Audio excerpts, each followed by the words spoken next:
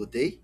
I am Ian Invierno, and for this module, I'll be discussing the topic on how to create an effective CSR communication model, specifically on the timing.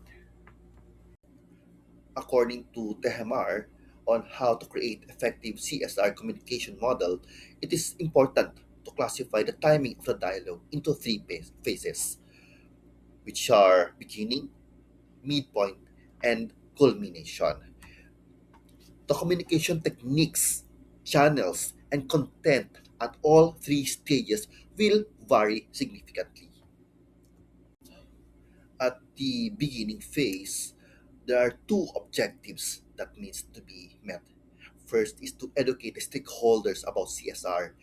This may include balancing expectations, gaining support, and resolving oppositions. Second, this is to identify the CSR issues that should be addressed by the organization. For the midpoint phase, this revolves around updating the stakeholders on the progress of the CSR process. It discusses the status of the performance indicators and addresses any challenges and formulates any action plans if necessary.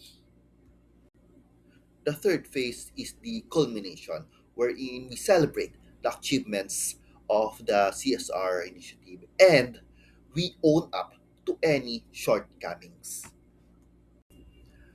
Let's cite an example or a case study applying Tehamar's timing on effective CSR communication model. Let's cite Jollibee Foods Corporation 2022 Sustainability Report, Joy for Tomorrow, specifically Farmer Entrepreneurship Program. In the case study, at the beginning phase, we identified the issue, which is smallholder farmers facing challenges when they try to access institutional markets.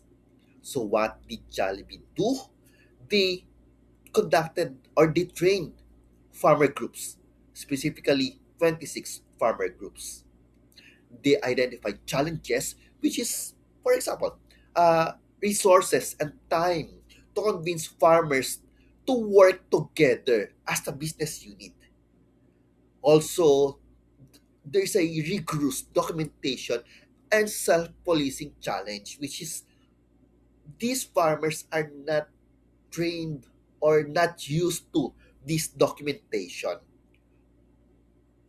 Jollibee acted and provided plans, which includes implementing agro-enterprise clustering approach and implementing an internal control system.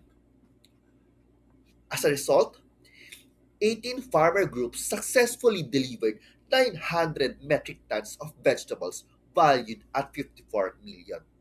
But that's just 18 farmer groups. We trained 26 farmer groups, right? So they owned for this weakness or challenge. What did they plan? They continuously train those remaining farmers for them to be successful. For the discussion point, let's reflect on either of these two questions.